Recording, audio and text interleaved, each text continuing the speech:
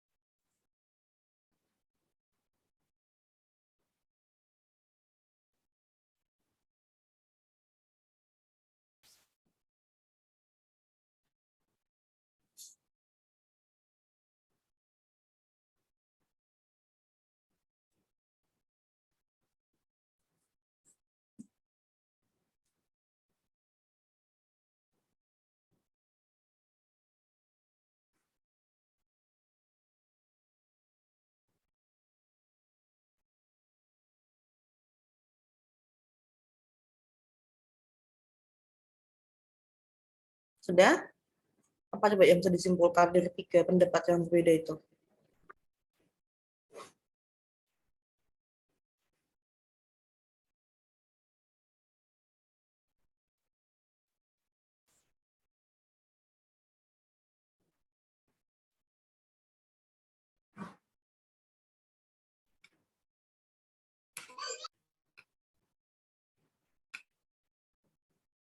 Mbak Dek Hilda,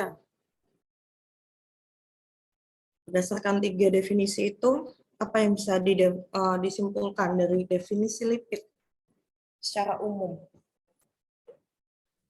Lipid secara umum Mm-mm. itu termasuk dari produk heterogen, itu dari pendapat yang nomor 3, sama aja sih itu dari ketiganya itu heterogen atau tidak larut dalam air. Tidak larut dalam Air. Oke, benar tidak larut dalam air, benar. Ada yang mau menambahkan? Kalau tidak larut dalam air, terus dia larutnya dalam apa? Tetapi kelarutan dalam pelarut nonpolar. Ya, pelarut nonpolar. Misalnya, Di sini tertulis kloroform, mm-mm, hidrokarbon, atau alkohol. kloroform atau alkohol bisa. Oke, ya. Jadi dari 3 definisi itu kita bisa simpulkan kalau alma itu ya, dia itu sebenarnya produk alami yang ada di dalam ya makanan, ada dalam tubuh kita, yang termasuk di dalamnya ada asam lemak dan juga segala macam turunannya. Turunannya apa? Steroid. Pernah dengar nggak steroid itu apa?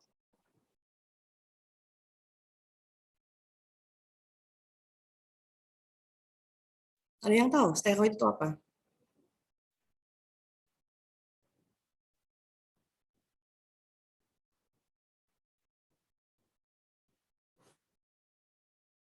Obat yang mempunyai efek cukup. Itu kalau di dalam ya bisa itu juga golongan obat. Kalau di dalam tubuh kita pernah dengar nggak sih? Tubuh kita punya kok steroid. Ada embel-embel di depannya gitu. Hormon. Nah, Gitu. benar, hormon steroid itu sebenarnya dia asam lemak. Dia penyusun utamanya adalah lemak. Kalau karotenoid masih ingat nggak apa? Pigmen, Bu. Pigmen, iya, dia ada di vitamin apa coba? Saya kasih A. clue. Nah, vitamin A, jadi vitamin A itu sebenarnya dia juga salah satu bentuk turunan dari lemak. Kalau bile acid, asam empedu, masih ingat nggak fungsinya asam empedu? Udah dapat anatomi fisiologi kan? Mengemulsikan lemak, Bu. Nah, mengakumulkan lemak itu dia juga lemak. Yang namanya lemak itu dia tidak bisa larut dalam air. Kalau kalian masih ingat kan kalau SMA itu ada percobaan air dicampur sama minyak, nggak nyampur kan? Dia perlu satu zat yang menjadi emulsifier. Nah, kalau di dalam tubuh yang namanya kolesterol itu kan dia nggak larut dalam air. Nah, untuk bisa larut, dia harus ada emulsifikasi. Emulsifikasinya dalam bentuk asam empedu. Itu ya. Kemudian, fungsi dari lemak itu sendiri apa? Baik untuk tubuh maupun di dalam makanan. Ada yang bisa jawab? Ada di Sumber mata energi, Bu. sumber energi, benar. Berapa kilokalori per 1 gramnya kalau lemak? 9. 9. 9 apa? 9? 9 kilokalori. 9 kilokalori. Apalagi fungsi lain? Sebagai pelumas di antara persendian dan membantu pengeluaran sisa-sisa makanan dari dalam tubuh. Ya, sebagai pelumas untuk sendi. Ada lagi nggak? Sebagai pelarut vitamin. Ya, ADEK. vitamin. ADEK, benar. Kalau untuk di makanan, fungsi lemak itu apa? Menambah tekstur dan rasa. Tekstur dan rasanya seperti apa sih kalau ada lemak itu? Gurih, Bu. Gurih, benar. Coba deh Anda makan antara kentang goreng sama kentang rebus, pasti rasanya beda. Yang kentang rebus dia cenderung lebih gambar. Kalau kentang goreng lebih, ya itu tadi, gurih, ya kan? Sama kalau Anda makan kulit ayam, itu gurih. Gurihnya dari mana? Ya dari lemak. Ya. Kemudian klasifikasinya berdasarkan bentuk fisiknya pada suhu ruangan. Itu dia dibedakan jadi 2. Ada yang namanya lemak, ada yang namanya minyak. Bedanya apa?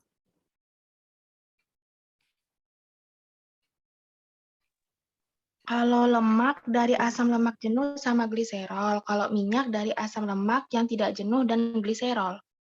Tapi kalau kaitannya dengan bentuknya, penampilan fisiknya, penampakan fisik. Kalau lemak itu padat, kalau minyak Padat, kalau minyak cair. Nah, benar. Kalau lemak itu padat pada suhu ruang. Kalau minyak dia cair. Kalau untuk polaritinya, senyawa polar. Sama.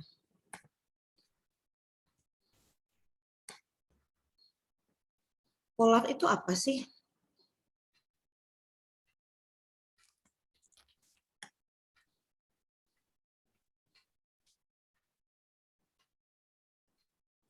Polar itu dia senyawa yang amfifilik dan dia hidrofobik. Hidrofobik itu berarti dia takut sama air. Hidro itu air, fobik itu takut. Senyawa untuk contoh yang lipid polar itu misalnya fosfolipid. Pernah dengar nggak? Fosfolipid, ada glikolipid, kemudian sphingolipid. Itu tugas dari fungsi utama dari 3 senyawa polar yang saya sebutkan tadi, dia merupakan penyusun dari membran sel.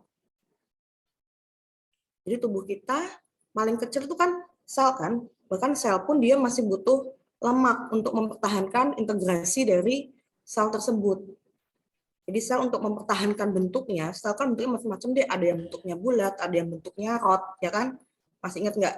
Itu kan dia ada membrannya. Nah, itu membran itu untuk mempertahankan membran tersebut dia butuh lemak juga.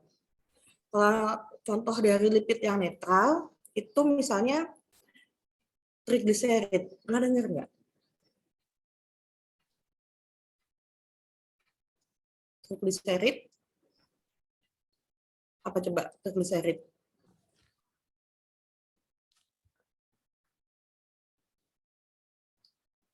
Satu molekul gliserol mengangkat 3 molekul asam lemak. Gimana? Saya kok nggak kurang jelas. Satu molekul gliserol mengangkat 3 molekul asam lemak. Trigliserid itu bisa. Atau trigliserid itu paling gampang dia adalah bentuk simpanan lemak pertama kali dalam tubuh itu trigliserid. Jadi kalau kita konsumsi apapun, entah itu karbohidrat, protein, lemak, apabila intake kita berlebih, itu pasti disimpannya dalam bentuk trigliserid. Ya, jadi kalau karbohidrat itu nanti dia disimpannya bisa dalam bentuk glikogen, tapi juga bisa dalam bentuk trigliserid. Asam amino juga bisa. Nanti kalau dia berlebih, bentuknya ini dia salah satu fungsinya juga sebagai sumber energi. Tapi tentu saja ada batasan. Kalau ini yang essentiality for humans, ini sama seperti istilah asam amino esensial, non esensial. Apa coba ininya, definisinya kalau yang esensial? Kalau esensial itu penting ya, Bu? Asupan dari luar. Iya, itu. Pertama dia penting, dia wajib ada untuk tubuh kita. Dan poin yang penting kedua adalah dia tidak bisa disintesis oleh tubuh. Contohnya apa? Kalau Anda lihat iklan minyak ikan gitu pasti ada. Minyak ikan kaya akan kandungan asam lemak apa coba? Omega 3 bukan? Ya, omega 3, omega 6. Itu termasuk dalam asam lemak yang esensial. Kalau yang non esensial itu dapat disintesis oleh tubuh melalui berbagai macam reaksi kimia. Contohnya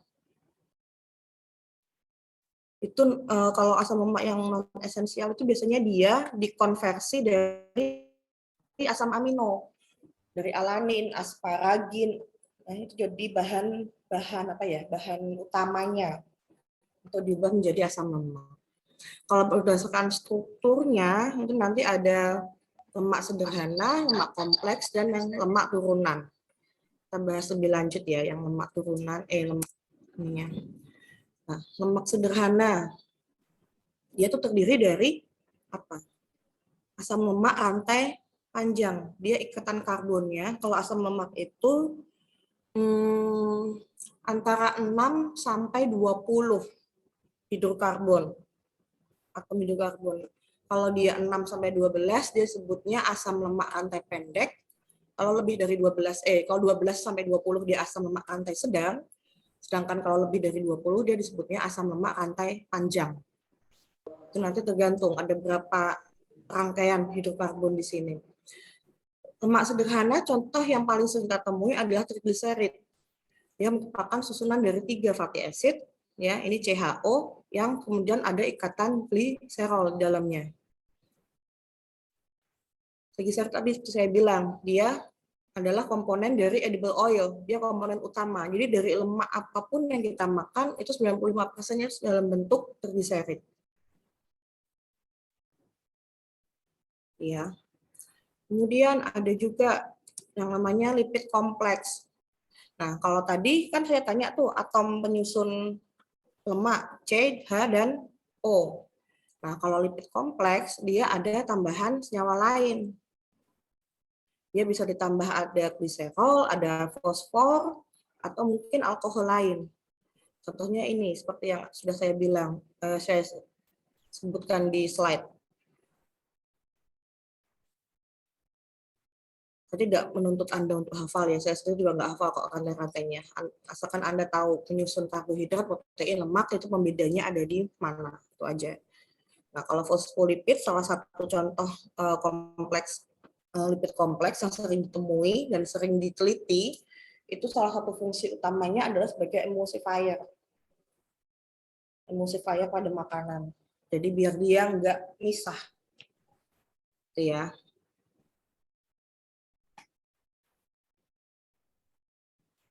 Kalau komersial fosfolipid yang paling sering ada di pasaran itu apa deh bentuknya?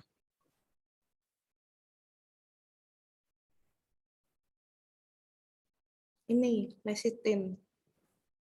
Anda kalau makan snack, makanan-makanan apa aja, coba lihat komposisinya.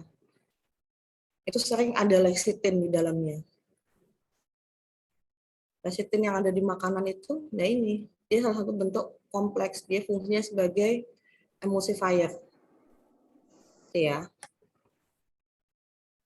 Kemudian ada lagi kompleks, contoh dari lipid yang kompleks, lipoprotein. Oh, ini saya yakin Anda sudah familiar dengarnya. Apa aja sih lipoprotein itu? Klasifikasinya?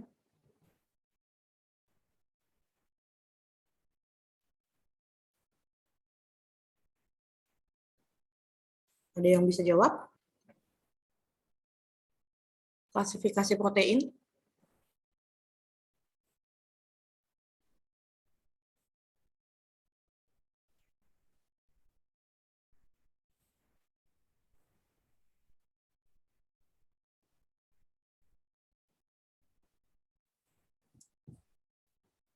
Gimana?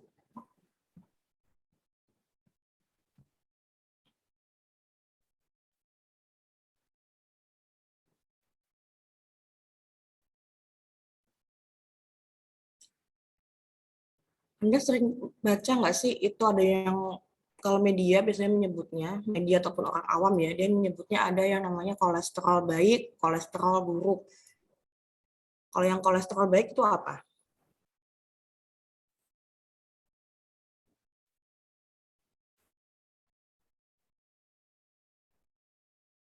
Belum familiar sama lipoprotein?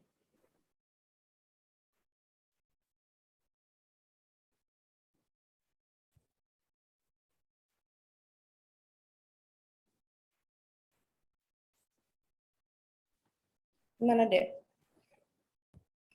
Pernah dengar, Bu. Ya, lipoprotein. Apa yang Anda tahu tentang lipoprotein coba?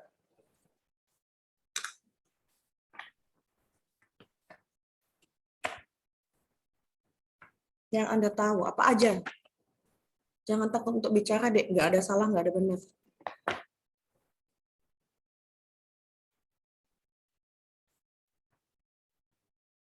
Ada yang mau berpendapat?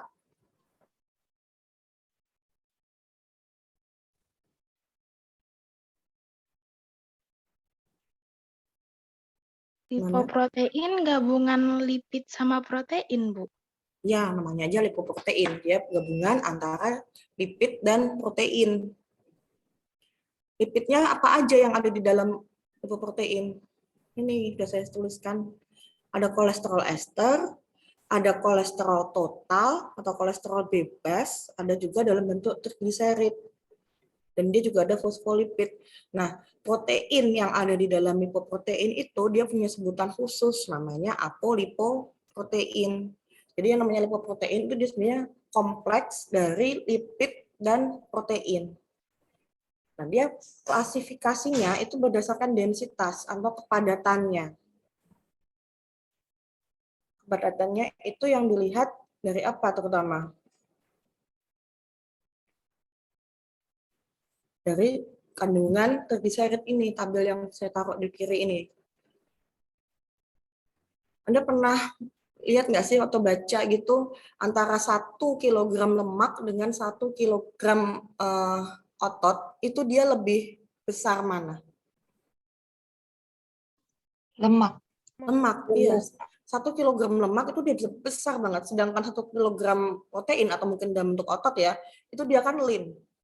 Nah, sama lipoprotein juga begitu, dia diklasifikasikan berdasarkan densitas, berdasarkan jumlah lemak yang ada di dalamnya. Semakin besar kandungan lemak di dalamnya, otomatis kandungan proteinnya semakin rendah. Dan itu berarti densitasnya semakin tinggi. Kalau kandungan lipidnya rendah, apolipoproteinnya semakin tinggi, densitasnya semakin rendah. Nah, yang bagus yang mana dong? Lebih banyak lipidnya atau lebih banyak proteinnya? Protein. Nah, lebih banyak protein. Nah, kalau dari lipoprotein sendiri dia dibagi, ini ada yang namanya, pernah dengar kilomikron, HDL, LDL, VLDL, ya kan? Itu dia berbeda, diklasifikasikannya berdasarkan densitas dari senyawa penyusunnya. Ini tadi. Kalau yang kolesterol baik, atau lipoprotein baik itu yang apa? HDL. HDL. Kenapa HDL bisa disebut baik?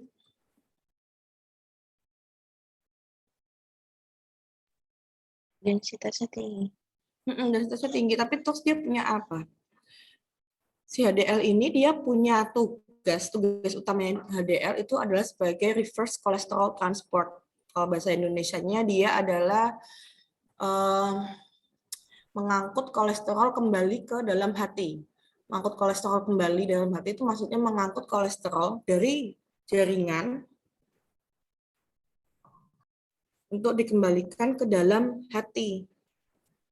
Kalau lemak itu numpuk di jaringan atau katakanlah di pembuluh darah, itu baik nggak sih? Enggak. Enggak. Coba kalian bayangin analoginya ya kayak selang. Selang Kalian tahu selang air kan ya? Itu kan kalau di dalamnya kotor, otomatis gimana aliran airnya? Tersumbat. Nah, tersumbat. Itu sama seperti pembuluh darah kita. Kalau pembuluh darah kita kok tersumbat, ya itu nanti bisa mengakibatkan penyakit. Kalau penyumbutan pembuluh darah ada di kepala, nanti jadinya penyakit apa? Salah, bukan benar. Kalau penyumbatan ada di pembuluh darah secara umum, itu istilahnya apa?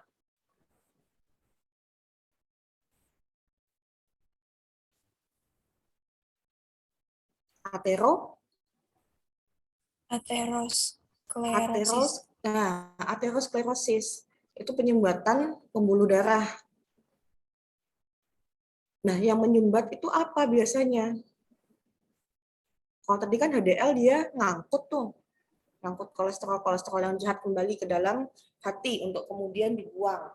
Kalau yang nyumbat itu ya berarti dalam bentuk, bisa dalam bentuk trigliserid, bisa dalam bentuk kolesterol total, kolesterol bebas ya, atau dalam bentuk kolesterol ester. Kalau penyumbatannya ada di kepala atau di otak itu disebutnya penyakit apa?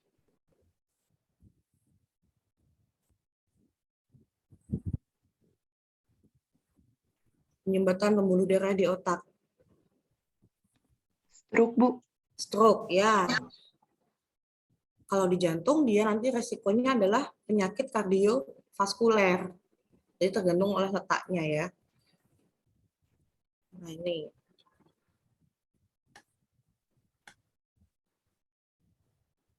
LDL. Ini kan saya bagi apa sih ini? VLDL, LDL, HDL, IDL. Nanti untuk metabolismenya, kemudian gimana dia disintesis, gimana dia bisa dibuang dari dalam tubuh, dalam tanda kutip ya, itu nanti akan dibahas lebih lanjut dalam mata kuliah biokimia.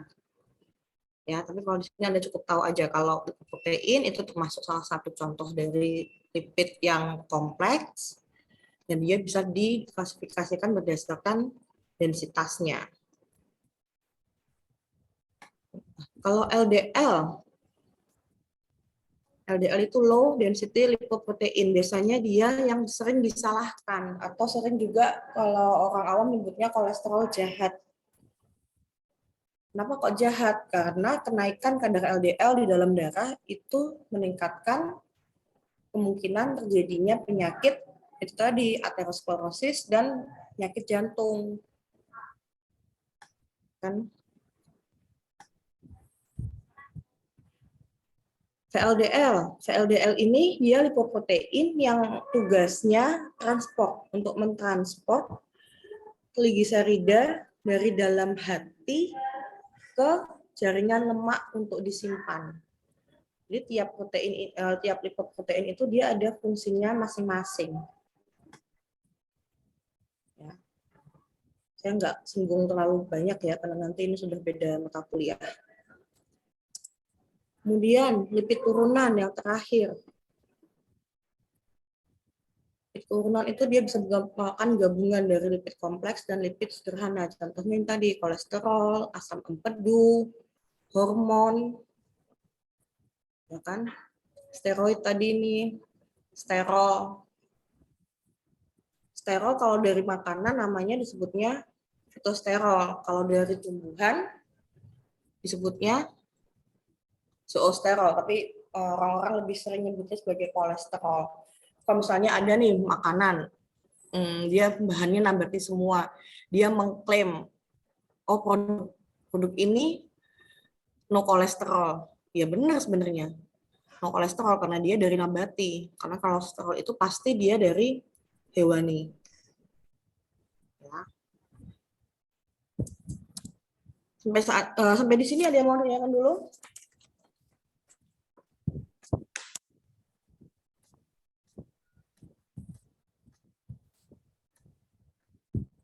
Paham ya? Paham mudeng atau mudeng?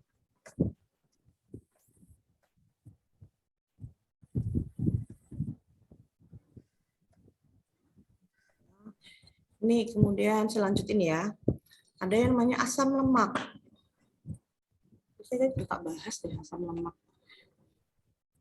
Iya, tadi saya bilang asam lemak itu dia berdasarkan rantai karbonnya dibagi menjadi 3, asam lemak rantai pendek, rantai sedang, dan rantai panjang. Untuk contohnya, rantai pendek, rantai yang paling sering dibahas itu rantai sedang deh.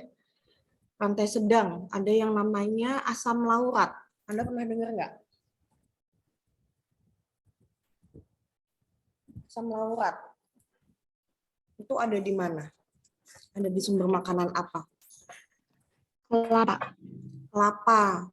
Kelapa, minyak kelapa itu adalah dalam bentuk asam laurat namanya. Kalau rantai yang panjang itu ada yang namanya yang signifikan di food industry palmitat.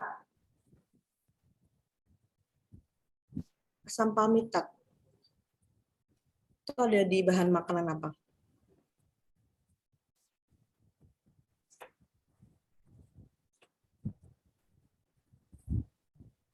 Nanas, Bu. Susu. Palmitat coba. Dari namanya aja udah ketahuan itu sumbernya. Palmitat.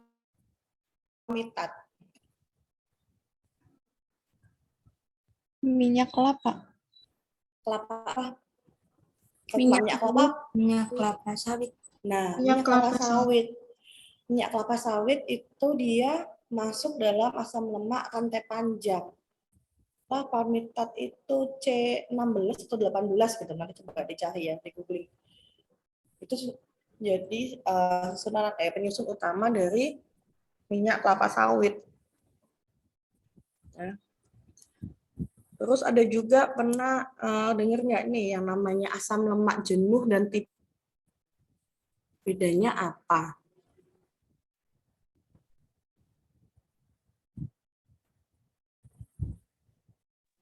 Kalau asam lemak jenuh, rantai karbonnya ikatan tunggal. Kalau lemak tidak jenuh, itunya ikatannya rangkap.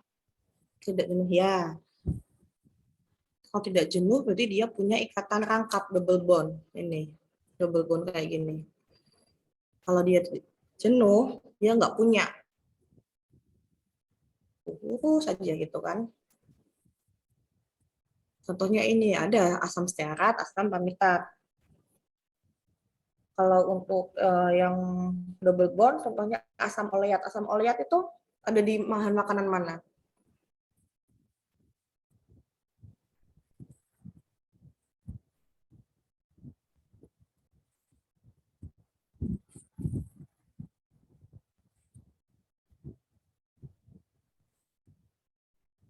Asam oleat? Minyak zaitun. Minyak zaitun, ya. Baik di buah maupun di minyaknya. Itu penyusun utama. Komponen lipidnya dalam bentuk asam oleat. Ya. Nah, kalau apalagi ini EPA DHA itu ini bentuk dari ini ya, EPA DHA ini dia yang paling sering biasanya apa ini EPA DHA? Dia penting untuk perkembangan apa?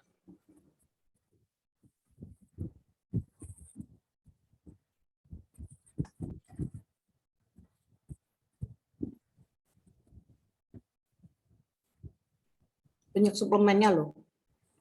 EPA dan DHA. Difortifikasi dengan EPA dan DHA. Biasanya banyak ditemukan di produk susu. Meningkatkan fungsi kognitif dan daya ingat. Meningkatkan penting untuk fungsi otak. Terutama anak yang masih dalam masa tumbuh kembang atau dalam golden period. Dalam 1000 hari pertama itu kan perkembangan otak lagi tinggi-tingginya. Itulah kenapa banyak produsen yang mengfortifikasi EPA dan DHA di dalam produk susunya.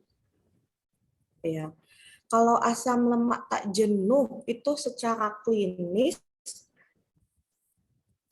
dia jahat atau baik? Baik, Ibu. Baik. Kenapa? Baiknya kenapa? Karena potensi ngendap di dalam darahnya, pembuluh darahnya kecil, Bu. Potensi mengendap di pembuluh darah kecil. Secara nggak langsung benar sih. Kalau asam lemak tidak jenuh itu dia dianggap asam lemak yang baik karena dia bisa membantu menurunkan tadi kadar kolesterol. Kadar kolesterol di darah berkurang, kemungkinan penumpukan plak aterosklerosis juga berkurang. Kalau plak aterosklerosisnya berkurang, berarti resiko terkena PJK atau penyakit jantung koroner otomatis juga ikut turun, ya.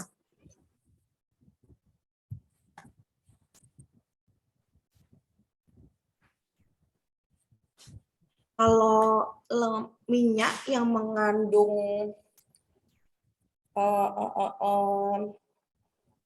asam lemak tidak jenuh pada kondisi pada suhu ruang itu biasanya dia dalam bentuk cair. Contohnya itu si olive oil. Ya. Nah, terus ada juga pernah dengar ini enggak sih? Polyunsaturated. Nah, unsaturated itu juga asam lemak tidak jenuh.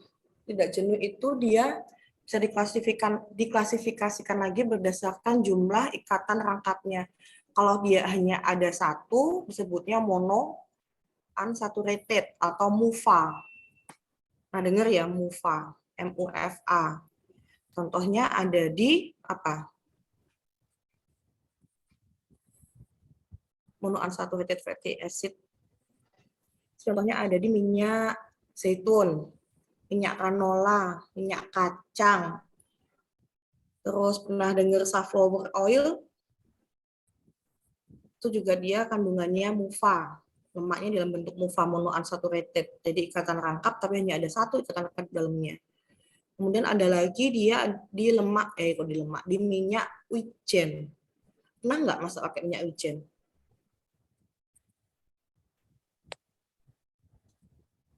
Minyak wijen yang khas apanya?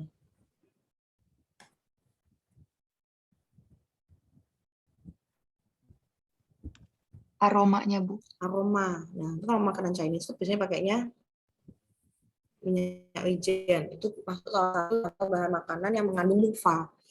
Kalau PUFA itu contohnya ada omega 3 sama omega 6. Untuk kebanyakan dia ada di susu. Ya. Atau ada di dalam ikan. Seperti apa misalnya?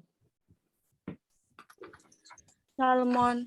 Salmon, ya, salmon, makarel. Kalau makarel tuh di sini tuna. Nah, iya benar tuna. Itu tadi, PUFA itu contohnya EPA, DHA itu merupakan yang asam lemak kalau apa? Esensial atau non esensial? Kalau EPA, DHA.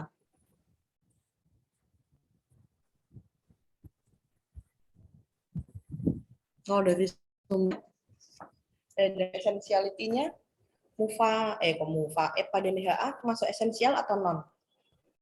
Esensial. Esensial. Masuk esensial, ya. Jadi dia harus ada dalam makanan. Ini biasanya kalau nanti Anda udah mulai terjun di masyarakat itu kalau terutama kalau ketemu sama ibu-ibu yang masih MPASI tuh pasti pada geger.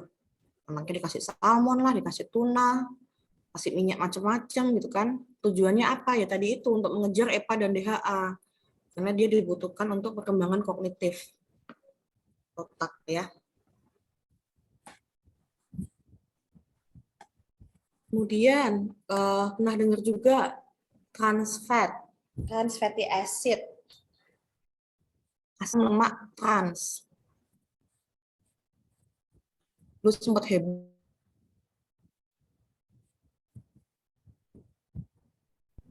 Kenapa kok asam lemak trans itu menyita perhatian masyarakat?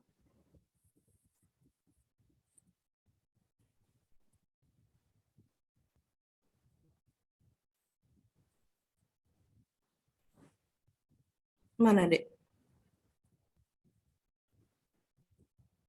Jahat nggak sih trans fat itu? Tidak. Jahat. Jahat nggak? Tidak.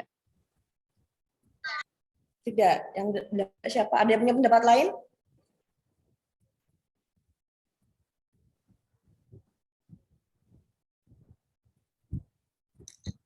Asam lemak trans asam lemak trans itu sudah menyita perhatian masyarakat karena ternyata dia berdasarkan penelitian bisa meningkatkan resiko itu tadi PJK, penyakit jantung koroner. Nah, dari mana sih asalnya asam lemak trans kok dia bisa terbentuk? Kalau asam lemak yang ada di dalam makanan itu secara alami dia ada dalam konfigurasi cis. Nih ya, konfigurasi cis itu yang mana? Yang bawah sendiri ini. Konfigurasi cis itu berarti definisinya ya, atom hidrogennya dia terletak bersebelahan dengan atom karbon. Nah, ini kalau dalam bentuk alami yang ada di alam, yang ada di dalam makanan, yang tanpa ada campur tangan manusia, semua asam lemak itu pasti konfigurasinya dalam bentuk cis. Tapi begitu dia sudah diolah sedemikian rupa melalui proses pemasakan, ikatan cis ini dia berubah menjadi trans. Nah, ini Anda bisa lihat. Atom hidrogennya yang awalnya dia bersebelahan dengan atom karbon, dia jadi berseberangan. Nah, yang berseberangan inilah yang kemudian disebut sebagai trans. Asam lemak trans. Kenapa asam lemak trans jahat? Karena ternyata dia bersifat prooksidan. Sesuatu yang bersifat prooksidan itu pasti dia merusak dinding sel, merusak jaringan di dalam. Ya. Jadi kenapa dia jahat? Karena dia sebenarnya prooksidan. Kalau untuk counter attack prooksidan pakainya apa?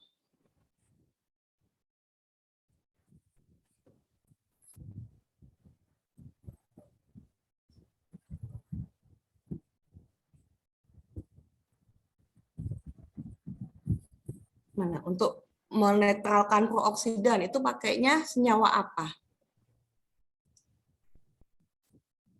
Antioksidan. Pernah dengar kan? Nah, antioksidan.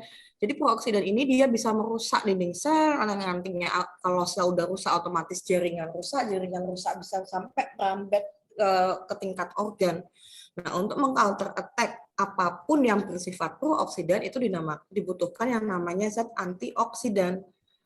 Kalau dalam makanan zat antioksidan misalnya apa? Kopi.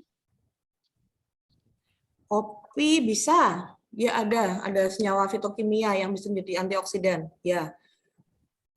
Apalagi yang paling umum? Teh hijau, Bu. Teh hijau bisa, antioksidan juga. Yang Anda konsumsi tiap hari, yang katanya bisa meningkatkan imun tubuh, apa itu?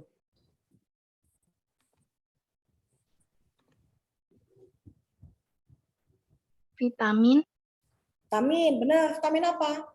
Vitamin C. Vitamin C. Selain vitamin C, vitamin itu yang bersifat antioksidan dia ada 3. Vitamin apa aja? Vitamin E juga. Vitamin E, ya benar. Satu lagi vitamin A. Nah, tuh. Yang antioksidannya vitamin A, C, dan E. Itu ya. Terus ini asam lemak trans itu dia terbentuk akibat proses apa? Pemanasan. Pemanasan, iya benar pemanasan. Ada istilah khusus. Itu sering kalau misalnya ada iklan-iklan itu dia istilah itu disebutkan, Dek.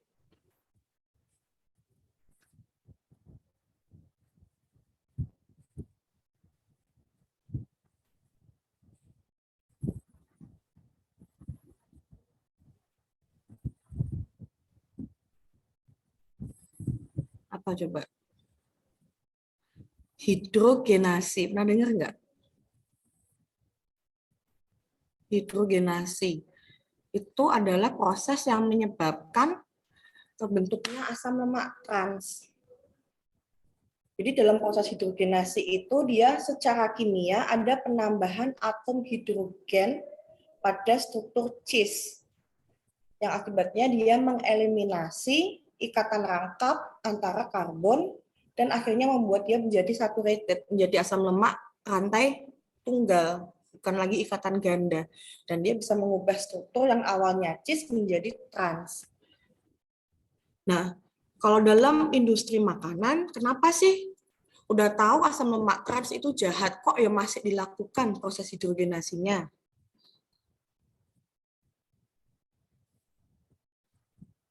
Anda kalau misalnya menyimpan lemak atau minyak lah, kamu simpan di suhu ruangan dalam jangka waktu yang lama, itu yang apa yang mungkin terjadi? Beku. Beku, bisa beku, terus apa lagi?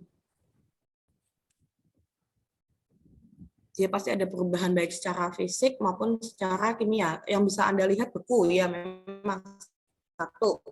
Yang lainnya apa? Tengik gitu, Ibu. Nah, bau tengik. Lemak itu dia sangat mudah teroksidasi. Jadi kalau mau simpan di ruangan, di suhu ruangan tidak terlindung, itu dia mudah sekali menjadi tengik.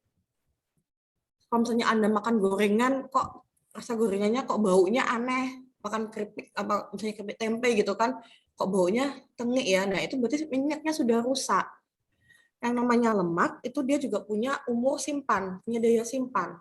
Dia nggak bisa tahan lama di luar. Itulah kenapa kalau untuk penggorengan, untuk proses memasak biasanya tidak disarankan menggunakan minyak yang sama lebih dari 2 kali. Karena di situ sudah ada perubahan dari yang awalnya cis menjadi trans. Nah, oleh produksi industri makanan untuk memperpanjang masa simpan lemak itu, akhirnya mereka melakukan proses yang menjadi hidrogenasi. Tujuannya satu, untuk memperpanjang masa simpan. Gitu. Memperpanjang masa simpan, otomatis dia juga terhindar dari yang namanya ketengikan. Ketengikan itu adanya proses oksidasi yang menyerang di karbon atomnya, di ikatan rangkap dari si unsaturated fatty acid-nya tadi itu. Selain itu, proses hidrogenasi dia juga bisa meningkatkan melting point. Melting point itu apa? Suhu di mana minyak mulai cair.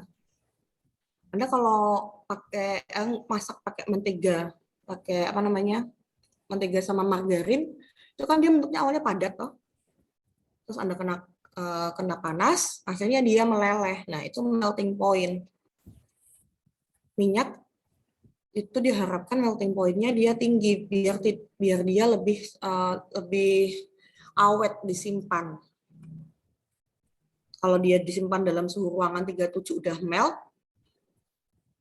kan berarti nanti dia semakin mudah terkena itu tadi oksidasi yang berakibat pada ketengikan. Ya. Trans fat, sayangnya itu tadi trans fat dia bisa meningkatkan yang tadi saya singgung lipoprotein, terutama lipoprotein LDL dan juga kadar kolesterol total. Jadi kalau bisa ya ini trans fatnya dikurangi.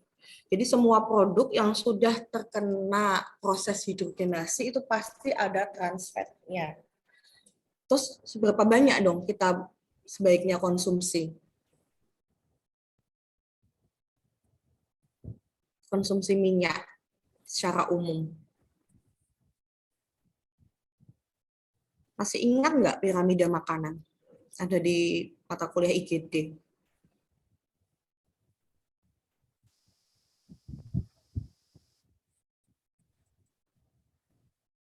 Mbak, supaya masih ingat piramida makanan. Posisi lemak ada di mana? Lemak atau minyak ada di mana?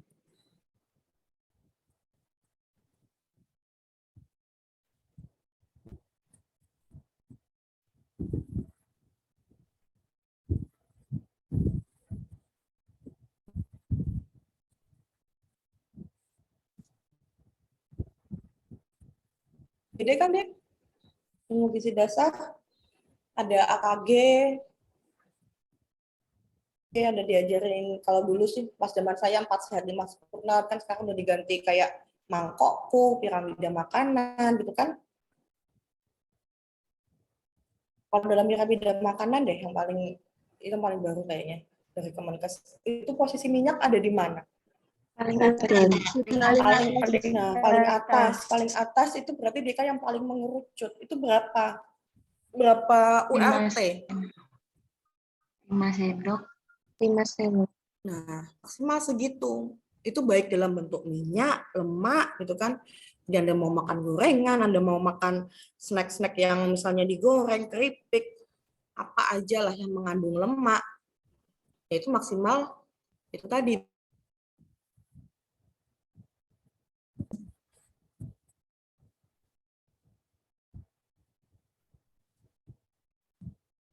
Minyak, piramida makanan. Mas, 5 sendok?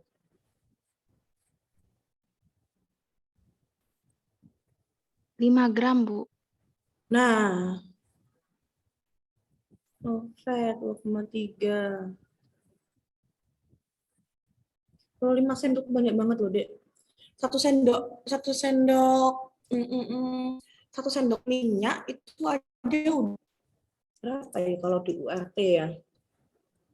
1 sendok kalau nggak salah ya, 1 sendok minyak makan itu 5 gram lemak. Kalau sarannya 5 sendok makan berarti berapa? Paling makan 25 gram, 25 kali 9.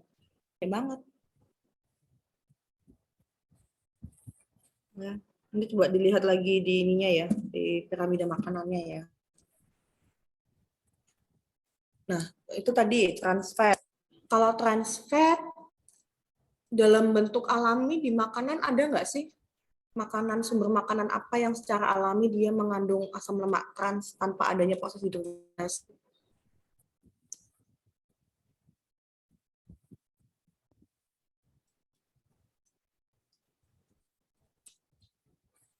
Ada nggak kira-kira? Di daging merah. Nah, benar, di daging merah. Daging merah itu asam lemak transnya dia naturally occurred. Jadi dia secara natural, secara alami, dia ada asam lemak trans. Maka dari itu di piramida makanan juga kan ditulis red meat itu sparingly atau jarang. Kalau lah kalau orang Jawa bilang. Sekali-kali. Itu kan dibatasi 2-3 kali per bulan. Selain karena protein, sebenarnya protein memang, tapi itu tadi, kandungan trans fatnya dia juga tinggi. Selain itu, apalagi yang ada trans fatnya lagi? Yang secara alami ada? Keju. Keju. Nah, keju dan kalau keju itu turunan dari apa sih, Dek? Susu, Ibu. Nah, susu itu dia secara alami juga ada kandungan trans fatnya walaupun lebih rendah dibandingkan dengan daging merah. Dan jangan salah, air susu ibu pun juga ada trans fatnya. Seberapa banyak ya tergantung asupan trans fat dari si ibu. Kalau si ibu makan konsumsi asam lemak transnya semakin banyak, otomatis kandungan asam lemak trans di dalam ASI pun juga semakin tinggi. Ya. Dan ternyata asam lemak trans ini dia yang memegang yang paling shocking about trans. Ternyata lemak-lemak yang kita makan dalam sehari itu kebanyakan tanpa kita sadari itu merupakan asam lemak trans. Kita nggak sadar. Kita makan asam lemak trans, kita cuma goreng telur, cuma makan gorengan 1 biji, 2 biji gitu kan. Tapi ternyata yang masuk ke dalam tubuh kita tanpa kita sadari tadi asam lemak trans. Konsumsi DHA, EPA-nya kalah.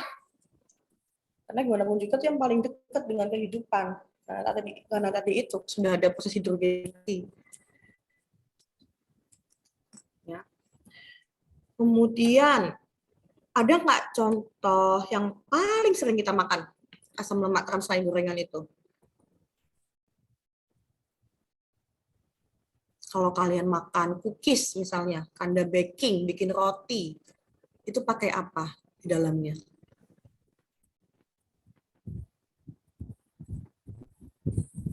Margarin bukan, Bu? Nah, iya, margarin. Margarin itu salah satu contoh dari asam lemak trans. Dia asam lemak trans yang diproduksi hidrogenasi. Kemudian kalau misalnya ada sarapan pakai roti tawar, ada selak, pakai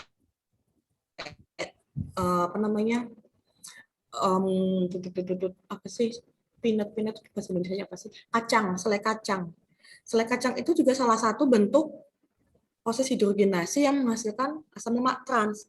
Enak nggak sih Dek makan ini selai kacang? Enak.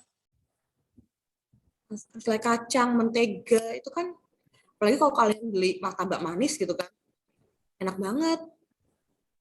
Ya kan, udah dipanggilnya dikasih mentega, di dalam rotinya dikasih mentega, mau dipotong pun dioles mentega lagi. Bayangin berapa banyak asam lemak trans yang Anda masukkan ke dalam mulut Anda tanpa Anda sadari. Anda nggak tahu kalau itu ternyata asam lemak trans. Itulah kenapa jahat banget. Karena ya itu tadi yang namanya lemak, dia pasti sifat utamanya dalam makanan adalah memberikan rasa gurih. Semakin gurih, orang akan berpikir semakin enak.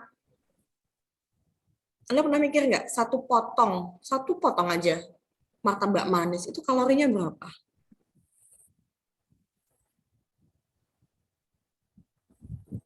Hanya satu potong yang sudah dioles mentega, taburin gula, dikasih meses, kacang, keju.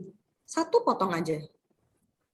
Itu berapa kira-kira kilokalorinya dalam satu potong itu?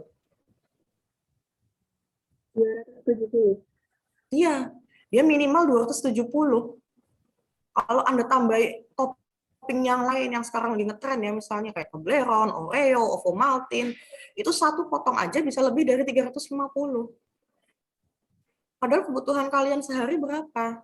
Coba kalau untuk usia kalian. 1.500 sampai 2.000. Nah, sebelum sampai 2.000. Anda kalau makan martabak manis itu cukup nggak cuma satu potong? Tidak. Enggak. Nah, Anda makan 2 potong aja itu udah kayak makan nasi, lauk, sayur lengkap. Dan kita hanya menganggap itu sebagai cemilan, ya kan? Bukan makanan berat.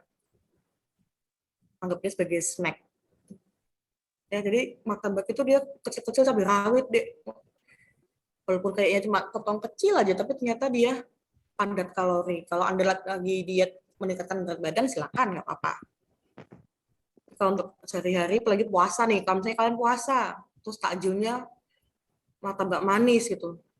Pas lebaran Anda bingung, perasaan aku puasa, tapi kok bobotku nambah. Ya iyalah, nggak kerasa. Yang dimakan takjil Anda apa biasanya? Gorengan, ya yang manis-manis. Berbuka dengan yang manis boleh, tapi bukan berarti berbuka dengan yang manis-manis. Itu kan.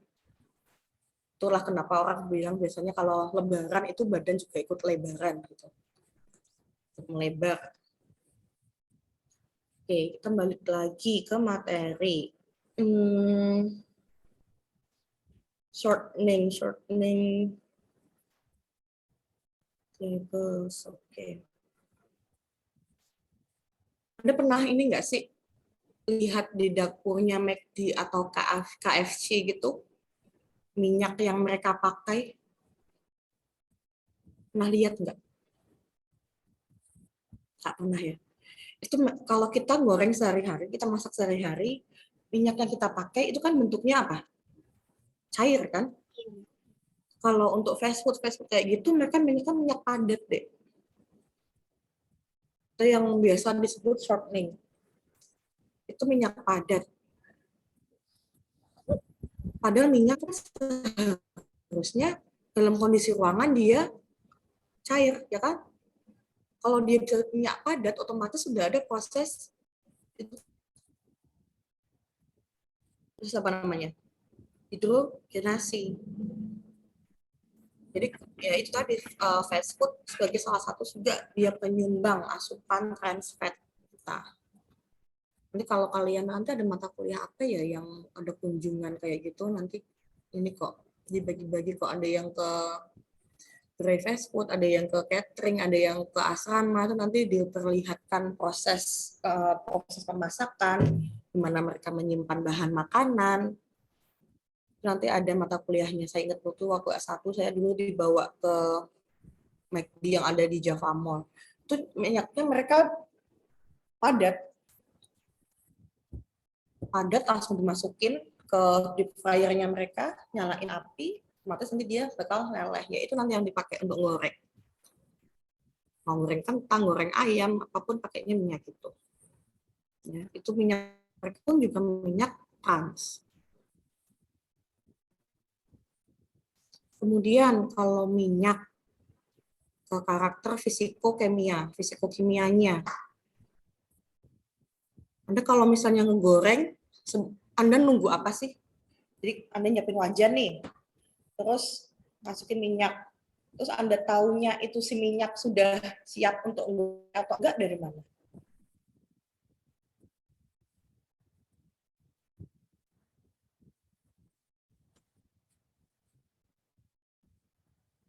Yang anak kos pasti sering masak nih. Anda taunya minyak itu udah siap untuk masak itu dari mananya? Dari panasnya, Ibu. Ya, dari panasnya benar. Makanya kalau untuk minyak itu ada namanya smoking point, yaitu smoking point suhu di mana minyak mulai mengeluarkan asap. Kalau Anda panaskan minyak terus-menerus, otomatis dia akan semakin asap sama kebakaran gitu kan. Nah, smoking point untuk tiap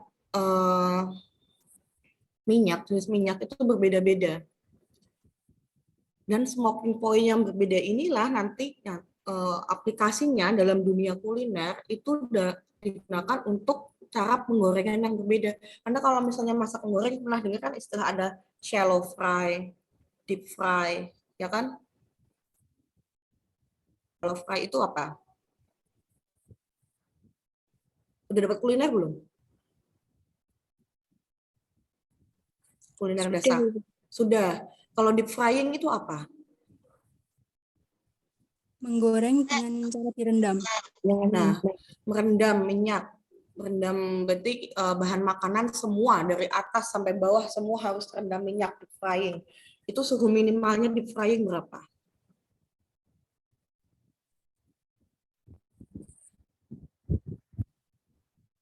Ada di kuliner. Deep frying itu minimal 160 sampai 200 derajat Celcius. Dan tidak semua minyak itu cocok untuk deep frying. Kalau Anda lihat di gambar, yang cocok untuk deep frying sini apa salah satunya?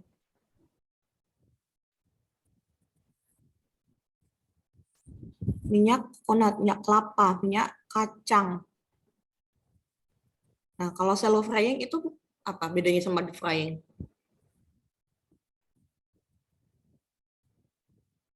Kalau deep tadi kan dia semua terendam. Kalau shallow frying dia hanya separuh.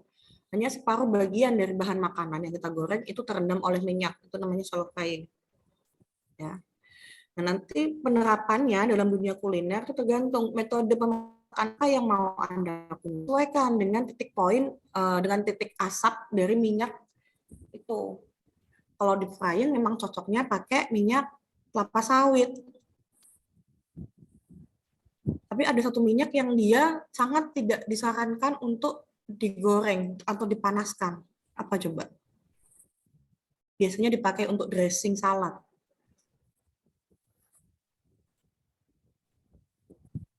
Minyak apa itu? Olive oil. Olive oil. Olive oil sangat tidak disarankan untuk dipanaskan. Karena begitu dipanaskan dia akan rusak. Olive oil walaupun dia bentuknya minyak, tapi ternyata ada studi yang menunjukkan kalau olive oil itu kan dia jadi staple food ya, jadi kayak bahan makanan pokok untuk mereka yang tinggal di Mediterania. Makanya ada istilah diet Mediterania. Itu diet dia yang tinggi akan mufa dan pufa. Mufa dan pufa dapatnya dari itu tadi, dari olive oil. Dia kalau makan olive oil nggak dipanaskan. Kalau orang Italia asli yang namanya garlic bread itu dia dicelup ke olive oil. Kalau bikin salad juga olive oilnya langsung aja disiram di terakhir, gitu kan? Itu kenapanya? Itu untuk memaksimalkan health benefit yang ada di dalam olive oil. Terus lagi, kalau orang Korea itu juga habis masak-masak dia pasti sering itu ada minyak yang di grill di atasnya. Pakainya minyak apa?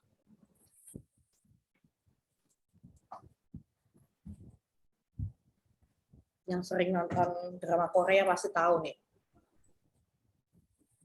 Kalau lagi buat kimbap, terus ini apa, norinya nanti dioles pakai minyak. Minyak apa itu? Minyak wijen bukan, Bu? Ya, minyak wijen. Di orang Korea tuh kalau makan dia juga kan, kalau Anda sering lihat-lihat film gitu, makan bibimbap pun kadang-kadang dikasih apa namanya minyak minyak wijen di terakhir. Nah, itu salah satu contoh minyak yang sebaiknya tidak dipanaskan dalam suhu tinggi. Jadi dia tidak cocok untuk deep frying. Dia cocoknya sebagai garnish. Ya. Nah, kalau minyak sudah rusak, itu tandanya gimana? Tanda penampakan fisiknya yang bisa dilihat mata. Hitam. Hitam, ya. Yang awalnya jernih, dia jadi hitam. Jangan salah, ini minyak banyak lagi hits kan gara-gara langka, banyak beredar minyak curah. Minyak curah itu kalau Anda bandingin deh antara bentuk minyak yang katakanlah bermerek ya, saya sebut merek ya di sini ya, kayak Bimoli, Vilma, kemudian Sanko, terus ada merek-merek curah yang lain, itu kalau Anda bandingkan, Anda letakkan side by side pendampingan gitu, dia bedanya apa? Warnanya. Warnanya, yang minyak curah dia lebih kuning. Atau padahal yang bagus dia. Nah, nanti itu ada parameter yang menunjukkan bahwa minyak itu bagus atau enggak, nanti ada bahas di slide selanjutnya. Kemudian apalagi secara fisik kalau Anda lihat di pedagang gorengan pinggir jalan selain dari warna?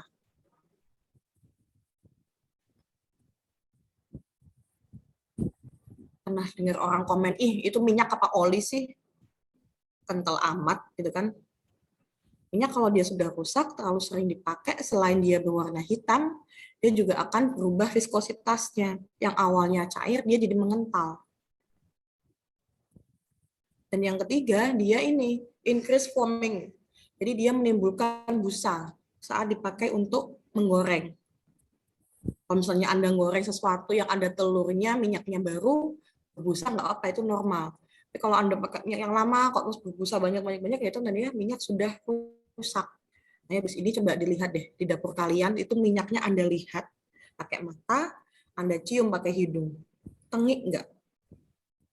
Warnanya berubah nggak jadi lebih gelap? Kalau perlu Anda ambil sendok, Anda tes ini apa viskositasnya. Kalau dia masih kayak air, oke, aman, dia masih bagus. Tapi kalau dia sudah mengental, kayak larutan maizena gitu, berarti dia sudah rusak, sebaiknya dibuang. Ya. Nah, ini kenapa kok smoke point itu penting, karena ini minyak kalau dia sudah rusak, dia ada mengandung acrolein.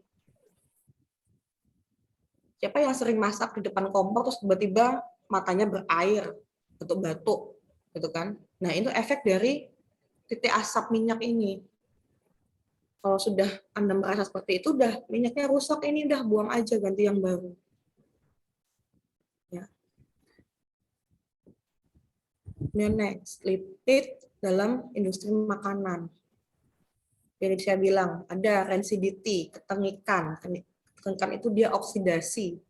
Oksidasi bisa karena ada penambahan air. Jadi kalau minyak ketetesan air nih, misalnya nggak sengaja atapnya bocor, itu udah mulai tengik itu deh, udah nggak bisa dipakai. Kemudian oksidasi dilepas dibiarkan di tempat terbuka atau karena kena mikroba atau atom, itu dia bisa berubah menjadi tengik. Nah, cara mencegahnya gimana? Kalau untuk mencegah si ketengikan ini, dikasih apa?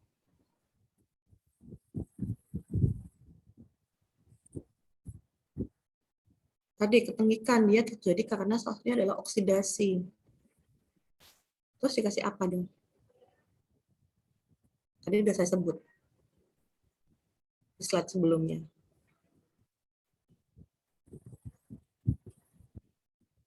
Untuk menghambat oksidasi pada lemak. Itu juga ada dikasih namanya antioksidan.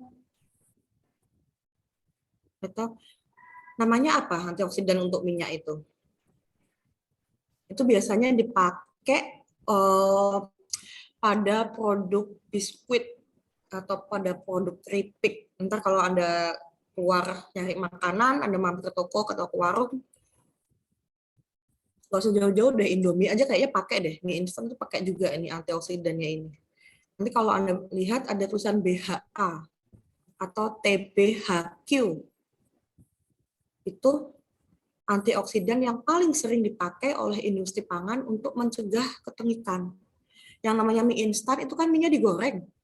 Walaupun sudah ditiriskan, dia dikemas otomatis. Kalau disimpan dalam jangka waktu yang lama pasti tengik. Kalau Anda buka Indomie, buka mie instan, Anda kok langsung ada bau, kok baunya apek ya? Nah itu berarti dia sudah teroksidasi, dia udah rusak. Nah untuk mencegah itu, para produsen makanan menambahkan antioksidan.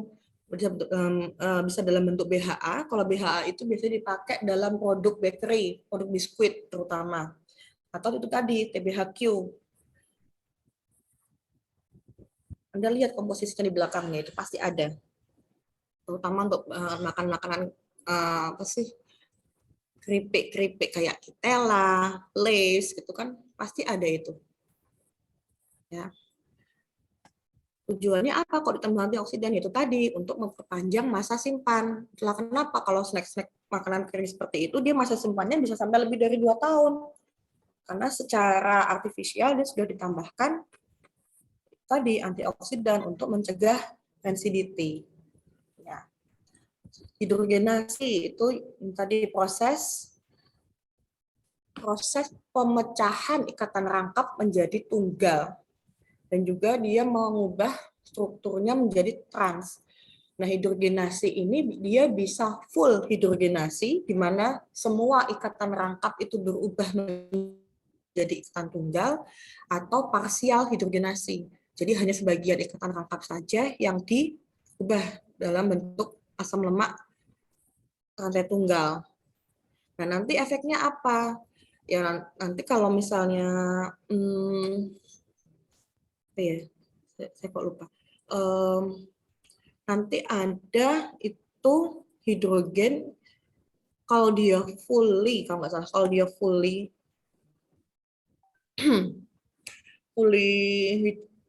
hydrogenated, itu nanti efeknya dia menjadi solid, lemaknya menjadi solid.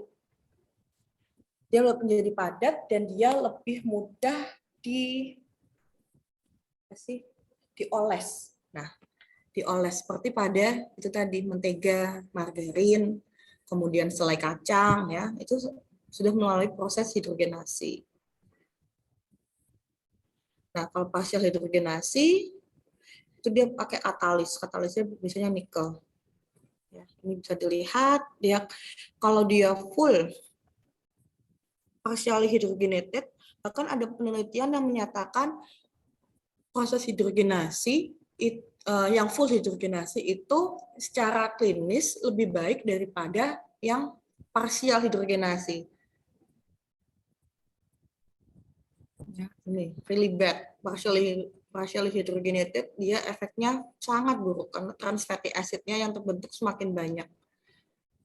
Sedangkan yang fully hydrogenated, dia trans fatty acid-nya ternyata setelah diteliti sama-sama terbentuk asam lemak trans sebenarnya, baik yang fully maupun yang partial. Tapi yang fully itu justru asam lemak transnya lebih rendah. Tetap ada, tapi lebih rendah dibandingkan yang partially. Jadi lebih disarankan kalau memang terpaksa banget nih makan yang hydrogenated, cari produk yang dia fully, bukan yang partial. Ya, nanti contoh-contoh makanannya apa, Anda googling aja itu banyak banget. Oke. Terus ini tadi kualitas minyak. Yang menentukan ini minyak.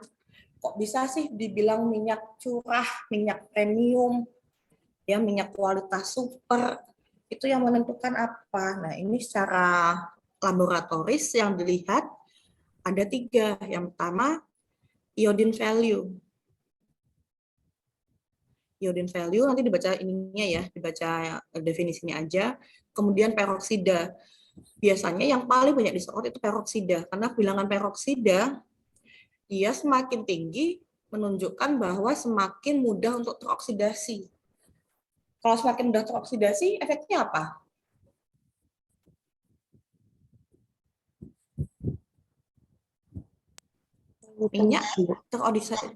Minyak teroksidasi? Tengik. Iya, tengik. Nah, ini kalau orang lab, kebetulan kakak saya kerja di pabrik Sanko, jadi dia yang pegang, dia lulusan teknologi pangan, dia orang QC, dia tiap hari kerjaannya ngecek ini, iodine value, peroxide value, fatty acid, itu semua dia yang ngecek, dia tes satu persatu tiap batch, tiap kali produksi dia cek. Kalau tidak memenuhi standar perusahaan, minyak akan didaur ulang. Daur ulang itu bisa diproses lebih lanjut, atau kalau memang tidak memenuhi standar dari pemerintah atau standar internal dari pabrik itu sendiri, mau nggak mau produknya dibuang. Ya, iodine value ini yang dilihat dari 3 ini. Dan biasanya kalau saya cottonseed, palm itu 4454. 54 itu saya kemarin itu bilangnya apa ya? Kalau iodine value itu antara 50 sampai 54 itu minyak sudah bisa dikatakan sebagai minyak yang kualitasnya premium. Dengan minyak dengan IV 44 itu yang kita kenal sebagai minyak curah.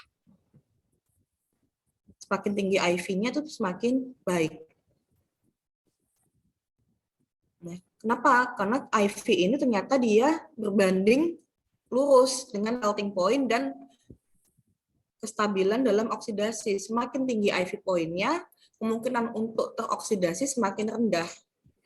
Itulah kenapa kalau minyak curah biasanya dia cepat tengik. Kalau Anda pakai yang minyak bagus, kayak minyak kelapa misalnya, itu Anda pakai berulang-ulang tetap jernih kan kelihatannya. Beda dengan minyak minyak kelapa sawit.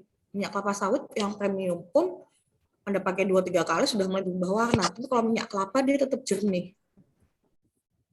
Ya. Tadi karena IV-nya coconut itu lebih tinggi. Coconut berapa sih tadi? Coconut saturated. Nah, kemudian peroxide value tadi udah ya hubungannya sama ini ya. Sama ini, terus fatty acid itu dia menentukan berapa banyak trigliserida yang ada di dalam makanan. Ya. Ini nanti Anda bakal dapat nggak ya?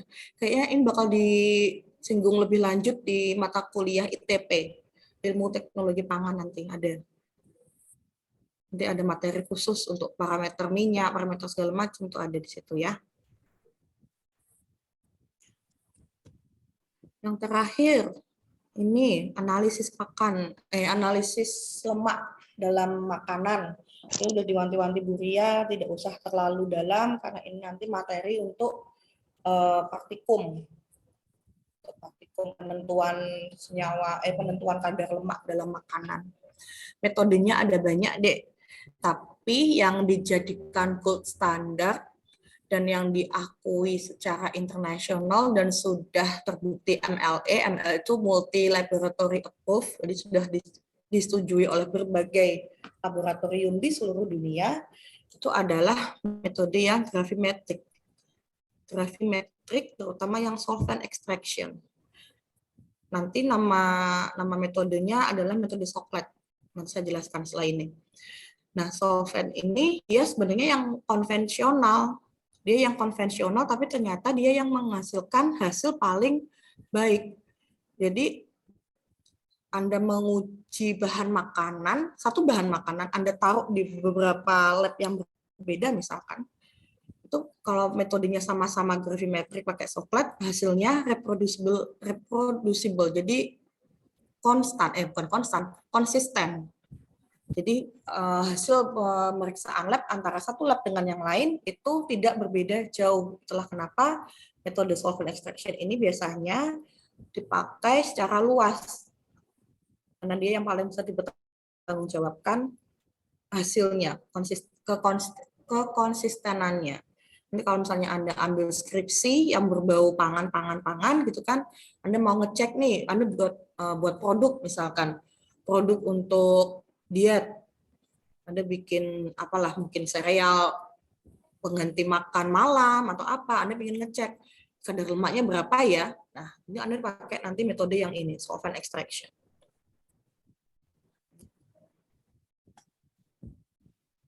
Ini mudah, tapi memang drawback-nya atau kelemahannya adalah dia lama. Solvent extraction itu minimal 8 jam. Sampai 8 jam sih. 4 jam. 4 jam itu minimal. Bahkan kalau Anda sudah mulai masuk ke tingkat penelitian yang benar-benar penelitian skripsi, nanti penelitian S1, S2, atau S3, yang namanya solvent extraction pakai metode gravimetric ini, bisa Anda biarkan berhari-hari. Karena semakin lama itu dijalankan, semakin banyak juga lemak yang tersaring. Jadi hasilnya lebih valid. Tapi kalau untuk di lab kan kayaknya nggak nyampe 8 jam deh. Saya aja nggak mau 8 jam di lab cuma nungguin begini kan. Lamaan nanti.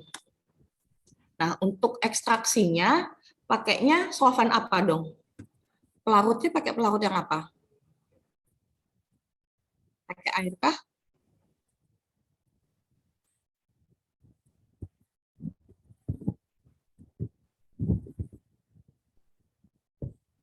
Mana? Untuk menarik lemak yang ada di makanan, itu pakainya pelarut apa?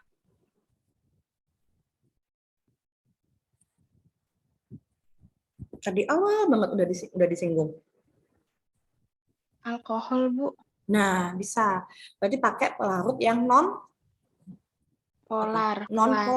Iya, bisa alkohol, bisa kloroform, bisa ether, atau bisa mungkin kombinasi di antaranya.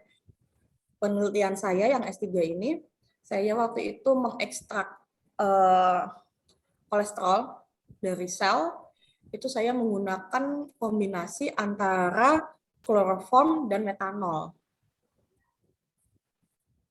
95% kloroform, 5% etanol. Nah, itu nanti disesuaikan dengan apa sih yang mau kita ekstrak, bahan apa yang mau kita ekstrak. Nah, itu nanti ada kayak rekomendasinya ya, kalau daging pakainya apa, kalau saya kemarin kan pakainya sel makrofag itu pakainya kloroform dicampur metanol gitu. Jadi nanti tiap solvent dia akan menghasilkan efektivitas yang berbeda dalam menarik lemak. Ya, jadi memang harus kayak trial error gitu. Nah, kemudian ini kan solvent extraction ya, tadi pakai solvent. Gravimetricnya gimana? Gravimetric itu nanti dia ditimbang. Jadi setelah bahan ini ya, saya ke sini ya. Nah, ini solvent Anda yang warnanya pink-pink ini tuh solvent. Sampel Anda ada di sini. Ini sampel Anda timbang, biasanya kalau praktikum itu hanya pakai 1 gram. 1 gram ada di sini, solvent pilihannya, solvent pilihannya ada di bawah, kemudian ini nanti dipanaskan. Nah, begitu dipanaskan, ini nanti solvent yang awalnya jernih, dia akan berubah sesuai dengan warna yang ada di atasnya. Nah, ini kan berubah nih lama-lama, jadi hijau ini kan. Nah, ini namanya yang solvent extraction. Nah, solventnya ini tadi saya bilang tergantung dari apa sih yang mau kita lihat. Kalau kacang, mentega, daging, produk yang berasal dari unggas, ini udah ada saran kayak rekomendasi solvent terbaik untuk metode tersebut. Pakainya apa nih ada? ethyl ether, petroleum ether, gitu kan.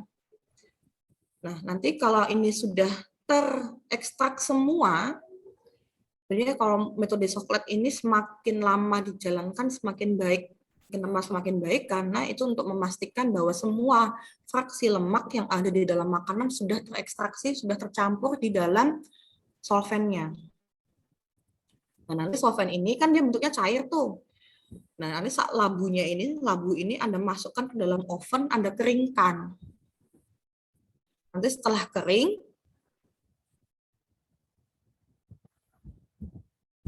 akan terlihat ada bintik-bintik atau mungkin ada endapan atau ada sedimentasi di labu itu, yang itu menunjukkan lipidnya. Dan nanti taunya gimana banyaknya jumlah lipid. Jadi sebelum Anda mulai perlakuan, ini si tabung ini Anda timbang dalam keadaan kosong berisi air. Bukan kosong ya, berarti labu dengan air itu Anda timbang berapa. Nah, nanti setelah semua terekstraksi, Anda keringkan di dalam oven, labu yang ada sedimen atau endapan lemak dari bahan makanan of interest yang Anda teliti, itu Anda timbang lagi. Nah, selisihnya yaitulah yang nanti menjadi kadar lemak dalam makanan. Itu. Ini sebenarnya mudah banget. Cuman ya itu tadi kelemahannya, lama. Oh iya, udah jam 10 ya. Maaf. Ya, ini udah materi terakhir kok. Ya, selesai. Oke, cukup. Udah ya. Untuk materi apa namanya? UTS berarti sampai materi saya. Sampai materi lemak. Oke, ada yang mau ditanyakan? Nanti materi saya berikan melalui SIPEN. Sama sebenarnya ada satu lagi materi yang tidak bisa tercover karena ternyata saya salah lihat SKS. Saya pikir 3 SKS itu 2 SKS teori, 1 SKS praktikum. Itulah teorinya hanya 1 SKS dan 2 praktikum. Jadi waktunya mepet banget. Itu ada tata cara nomenklatur asam lemak. Itu yang menurut saya paling gampang, makanya nggak saya sebut di sini. Nanti Anda baca aja, itu pasti udah mudah kok. Nanti saya berikan ke SIPEN ya. Oke, ada yang mau ditanyakan dulu? Waktunya mepet juga sih. Cukup ya? Kalau sudah, saya tutup aja.